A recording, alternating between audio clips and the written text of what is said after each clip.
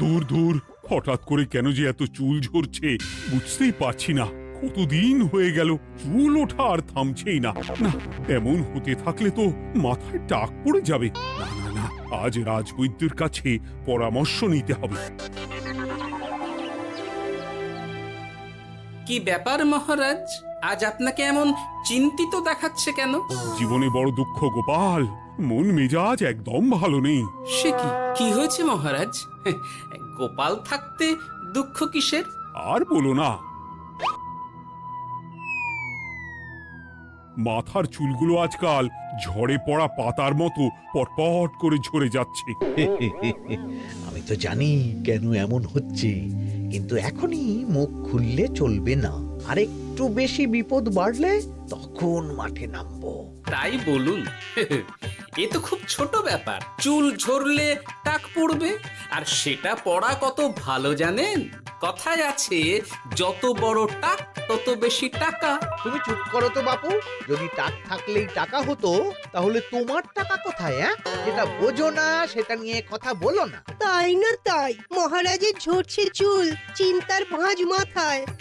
গোপাল যতই চেষ্টা করুক, চিড়ে ভিজবে না কথায়। উফ, তোমরা সকলে থামো তো দেখি। ও রাজবৈদ্য, তুমি এর কিছু উপায় বলো। আগে মহারাজ, অনেক সময় দেহে ওই লৌহের পরিমাণ কমে গেলে এমন চুল ঝরে। আপনি বরং পালং শাক, ওই কিশমিশ, কলা ও আরো কিছু ফল আমি বলে দিচ্ছি, সেগুলো বেশি করে খান। আচ্ছা আচ্ছা আচ্ছা, তবে তাই করে দেখি।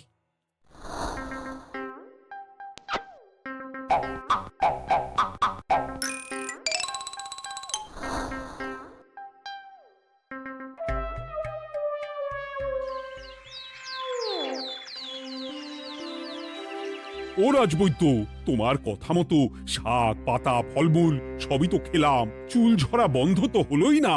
তো জানতামই এমন হবে। কিন্তু মহারাজ, এমনটা তো হওয়ার কথা নয়। কিন্তু হচ্ছে তো।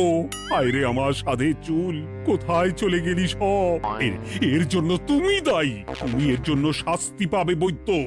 আমাকে আমাকে ক্ষমা করে দিন মহারাজ, এমনটা হবে এ তো আমি ভাবতেই পারিনি। কিছু মনে করবেন না মহারাজ, ছোট মুখে বড় কথা বলছি, কিন্তু সত্যি এখানে রাজবৈদ্যর কোনো দোষ নেই। ওকে শাস্তি দেওয়াটা ঠিক হবে না মহারাজ। দেখেছেন মহারাজ, গোপালের সাহসটা দেখেছেন? আপনার মুখের উপর কথা বলছে।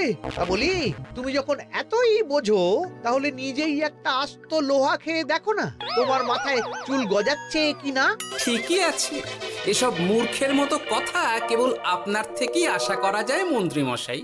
মহারাজ, আপনি বিচক্ষণ মানুষ, আমার শুধু অনুরোধ, আরেকবার ভেবে দেখবেন।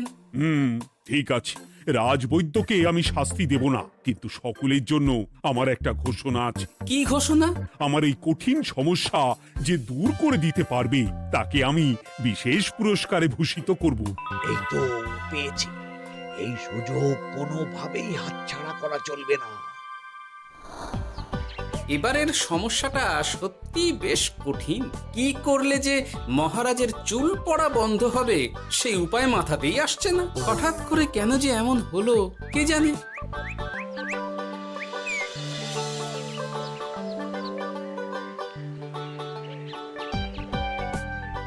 ও মা, তুমি এসে গেছো? একটু বসো, আমি তেলটা মেখেই হাত ধুয়ে খাবারটা বাড়ছি। হ্যাঁ, সে ঠিক আছে, কিন্তু তুমি কিসের তেল মাখছো এটা? কি আবার মাথার চুলের তেল? এখানেও চুল, ওদিকে মহারাজেরও চুল ঝরে পড়া নিয়ে আমরা সবাই হিমশিম খাচ্ছি গিন্নি। আরে, মহারাজের অত সুন্দর কালো চুলগুলো ঝরে যাচ্ছে, এ তো ভারী দুঃখের কথা। সে আর বলতে, ওই জন্যেই তো আমি বাবা মাথায় এই জড়িবুটি তেল মাখি। এতে চুলের গোড়া শক্ত করে, চুলকে ভালো রাখে, নতুন চুল গজায় সব। হ্যাঁ, কি কি বললে? নতুন চুলও গজায়? সত্যি? হ্যাঁ, বাহ, তাহলে আর চিন্তা কি? আমাকে এই তেলটা একটু দিতে পারবে গিন্নি? মহারাজকে দিয়ে আসি। উনি বলেছেন যে ওনার সমস্যা দূর করতে পারবে তাকে উনি পুরস্কার দেবেন। ওমা, এই তাই নাকি? এই তো দারুণ ব্যাপার গো। নাও নাও নাও, তেলখানা নিয়ে মহারাজকে কাল দিয়ে এসো তাহলে। আর জানিয়ে দিও, দিনে 2 বার কিন্তু তেল মাখতেই হবে। হ্যাঁ, আচ্ছা, ঠিক আছে।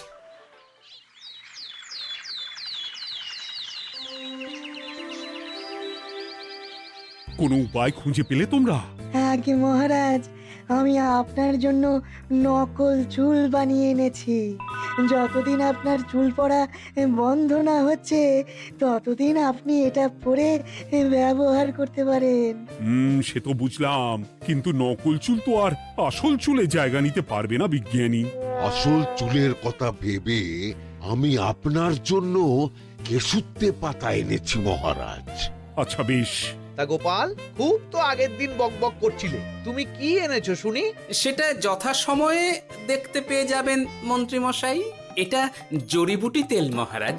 আমি এটা আপনার জন্য এনেছি। এতে নতুন চুল গজায় আর চুলের স্বাস্থ্যও ভালো হয়।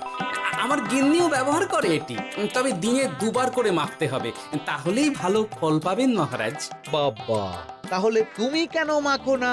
আচ্ছা, আপনার সমস্যাটা ঠিক কোথায় বলুন তো মন্ত্রী মশাই? মহারাজের জন্য কিছু আনলেও কথা শোনান, না আনলেও কথা শোনান। সত্যি তো মন্ত্রী, কেন তুমি সব সময় গোপালের পিছনে পড়ে থাকো বলো তো? এরা তো তাও সবাই কিছু না কিছু আমার কথা চিন্তা করে এনেছে, তুমি তো সেটাও করনি। না, আসলে মহারাজ, আমিও ভাবছিলাম আপনার কথা, কিন্তু থাক, বুঝেছি। আহ, দারুণ। তেলের গন্ধটাও খুব সুন্দর। গোপাল, তোমায় অনেক ধন্যবাদ। আশা করছি ব্যবহার করলে খুব ভালো ফল দেবে। একদম দেবেই মহারাজ। দূর বাবা, ভেবেছিলাম এক হলো আর এক। কোথা দিয়ে যে গোপালটা মাঝখান দিয়ে এসে নাক গলিয়ে ঢুকে পড়ে, খুব শক্ত পুরস্কার নেওয়ার। দেখাচ্ছি মজা।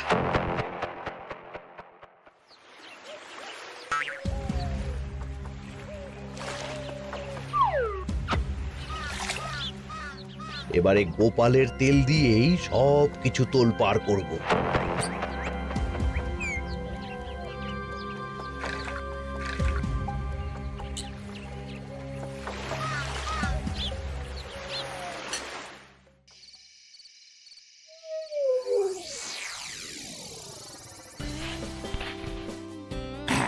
ব্যাস, হয়ে গেল 2 বার মাখা। গোপাল বলেছিল এতেই ভালো ফল পাব, কিন্তু এখন মাখার পর মাথাটা কেমন জ্বালা জ্বালা করছে মনে হচ্ছে। হয়তো নতুন চুল গজাবে বলে এমন হচ্ছে। কাল সকালে বোঝা যাবে। এতক্ষণে বোধহয় ছোট ছোট চুল গজিয়েই গেছে। কি এটা চুল গজানোর তেল ছিল নাকি পড়ে যাওয়ার? হে ভগবান, যেটুকু বাকি ছিল সেটাও ঝরে পড়ে টাক পড়েই গেল। হ্যাঁ, গোপালই হলো যত নষ্টের গোড়া। আজ আসুক সভায়।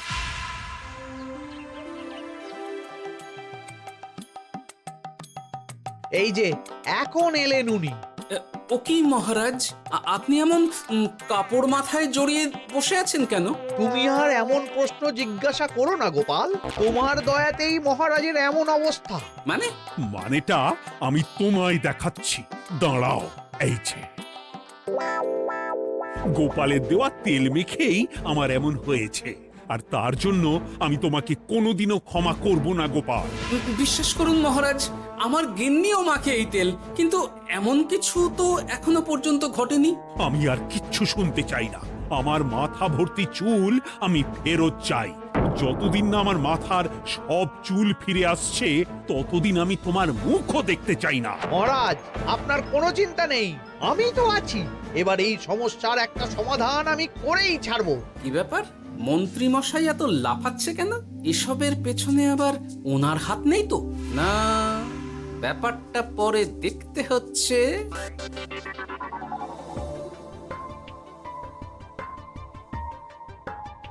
আমি বলি কি মহারাজ, এই সময়টা বরং আপনি নকল চুলটা মানে মানে পরচুলা ব্যবহার করুন। হ্যাঁ, অগত্যা, কিছু তো একটা গন্ডগোল আছেই। গিন্নিও তো রোজ মাথায় তেল মাখে, কই এমন তো হয় না। মন্ত্রী যদি কিছু করেও থাকে তাহলেও হাতে নাতে ধরবো কিভাবে? ও কি গো গোপাল দাদু, এখন এই সময় তুমি রাজসভা ছেড়ে এখানে? তোদের দাদু আর রাজসভায় যাবে না রে? কি বলছো গো? কেন? আর কেন, বিনা দোষে এমন শাস্তি। তোমায় শাস্তি দিয়েছে, তুমি শুধু বলো কে তোমার সাথে কি করেছে, বাকিটা আমরা বুঝে নিচ্ছি। আচ্ছা বলছি, কৃষ্ণনগরের মন্ত্রী মশাইয়ের বাড়িটা কোন দিকে একটু বলতে পারবেন? কৃষ্ণনগরে নতুন নাকি? আগে তো আপনাকে কখনো দেখেছি বলে মনে পড়ছে না।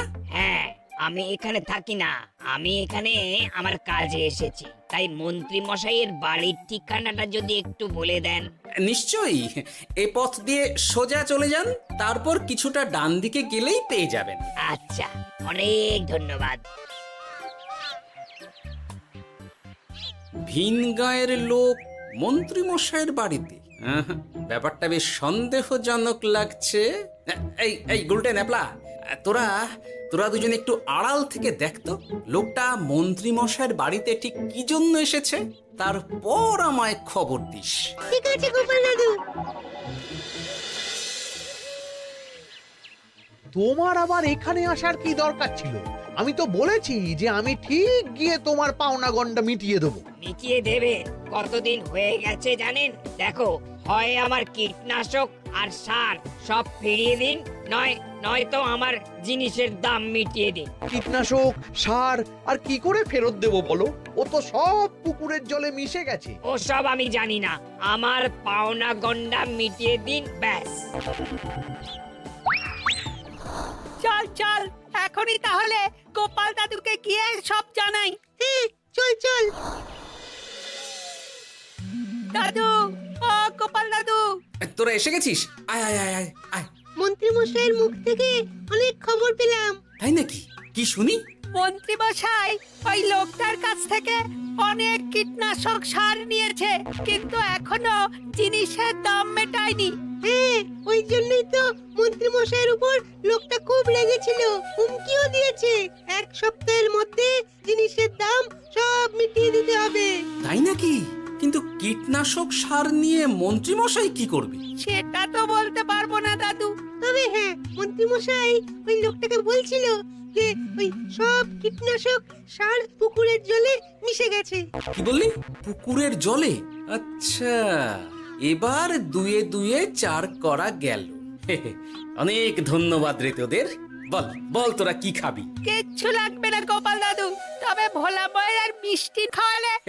আচ্ছা আচ্ছা।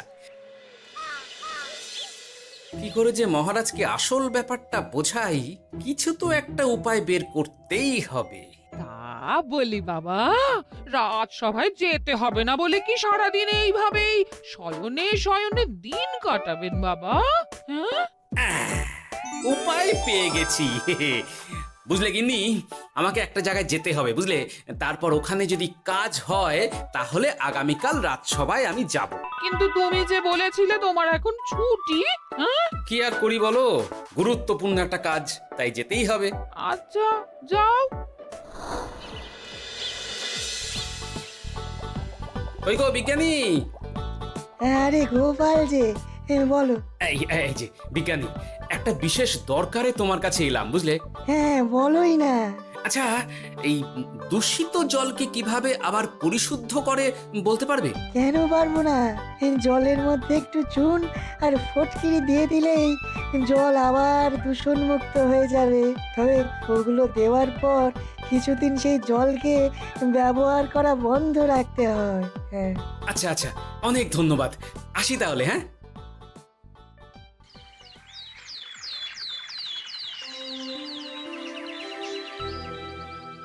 ছায়া পড়েছে, ছায়া পড়েছে, আমি বেশ বুঝতে পারছি তার ছায়া পড়েছে এখানে। কার ছায়া পড়েছে? আজকাল তোর মাথা থেকে অনেক চুল ঝরে পড়ছে, তাই না? আগে হ্যাঁ সাধু বাবা, আপনি একদম ঠিক কথা বলেছেন। ও বাবা, এই আবার কোথা থেকে উদয় হলো? আরে আমি একা গিয়ে সেই স্নানের পুকুর পরিদর্শন করতে চাই। যথা আজ্ঞা বাবা।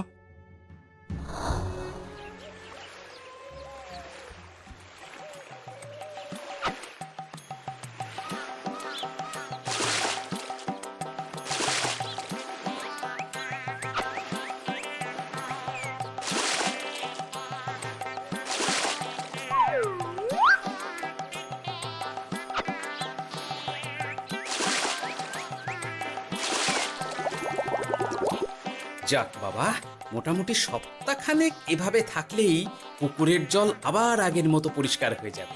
এবার শুধু মহারাজকে একটু বুঝিয়ে বললেই হয়ে যাবে।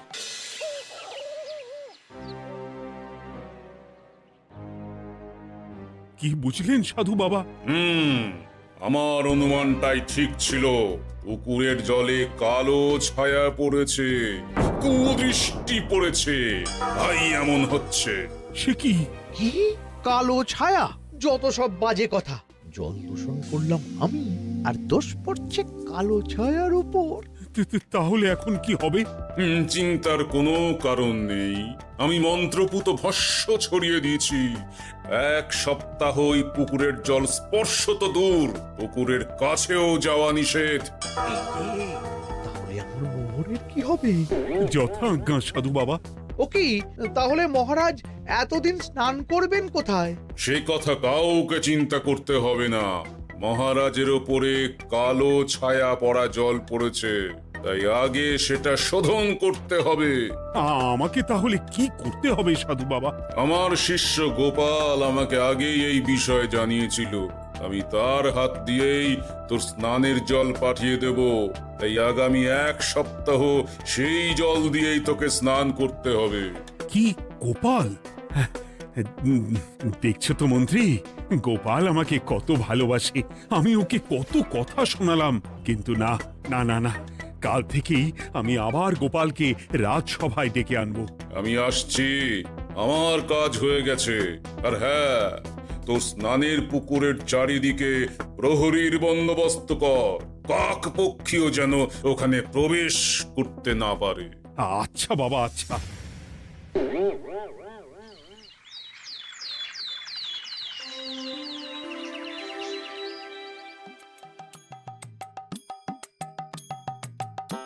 গোপাল, তোমাকে আবার এখানে দেখতে পেয়ে আমার খুব ভালো লাগছে। তোমার গুরুদেব গতকাল এসেছিলেন, কিছু মনে করো না। না বুঝেই তোমাকে অনেক কথা শুনিয়েছি। না মহারাজ, আমি জানি আপনি আমাকে খুব ভালোবাসেন, তাই আমি কিছু মনে করিনি মহারাজ। এই নিন, আমি আপনার স্নানের জল এনেছি। হ্যাঁ হ্যাঁ হ্যাঁ, দাও দাও দাও।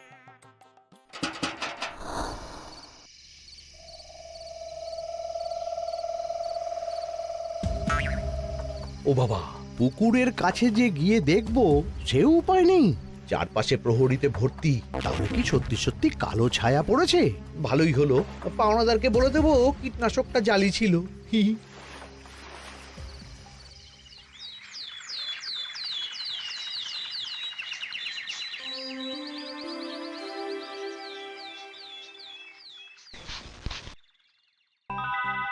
এই তো আমার সেই পুরনো কালো চুলগুলো আবার ফিরে এসেছে। আহা, কি যে আনন্দ হচ্ছে দেখে। আজ 1 সপ্তাহ সম্পূর্ণ হলো। গোপালের জন্য আমার স্নানের পুকুর থেকে কালো ছায়া দূর হয়েছে। আমাকে এই সমস্যা থেকে দূর করার জন্য আমি গোপালকে 100টি মোহর উপহার দিতে চাই। ধন্যবাদ মহারাজ। দূর, আমার আর ভালো লাগে না। সব সময় গোপালই মোহর পায়, এটা তো আমার পাওয়ার কথা ছিল। এদিকে আজকে পাওনাদারও আসবে।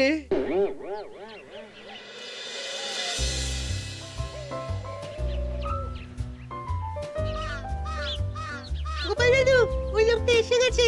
আচ্ছা, আসছি। এটা তো মন্ত্রীর বাড়ির দিকে রাস্তা। আমরা তাহলে ওদিকে কেন যাচ্ছি গোপাল? আপনার পুকুরের আসল রহস্যটা কি সেটা আপনি জানবেন না মহারাজ। মানে নিজের চোখেই দেখুন, তাহলে বুঝতে পারবেন।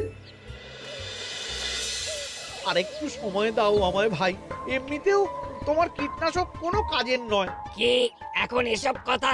আর একদিনও সময় দিতে পারছি না। একটু বোঝো, একটু। সব আমি মহারাজের পুকুরের জলে মিশিয়ে দিয়েছি। মন্ত্রী, তুমি তাহলে সেই কালো ছায়া? মহারাজ, আপনার পর্দা ফাঁস হয়ে গেছে মন্ত্রী মশাই। তুমি তাহলে সবটা জানতে? একদম প্রথম থেকে। রে, খুব জোর ফেঁসেছি।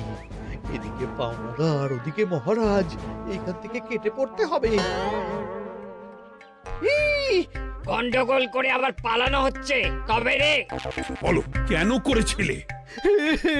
মহারাজ, আমি ভেবেছিলাম আপনার সব চুল উঠে গেলে আমি আপনার কাছ থেকে চুল গজানোর ওষুধ দেওয়ার নামে অনেক টাকা লুটবো। কিন্তু সেই ভাবনা ভাবনাই থেকে গেল, সেগুড়ে যে বালি হয়ে গেল। ভাবা যায় চুলের জন্য চুলো চুলি, হ্যাঁ?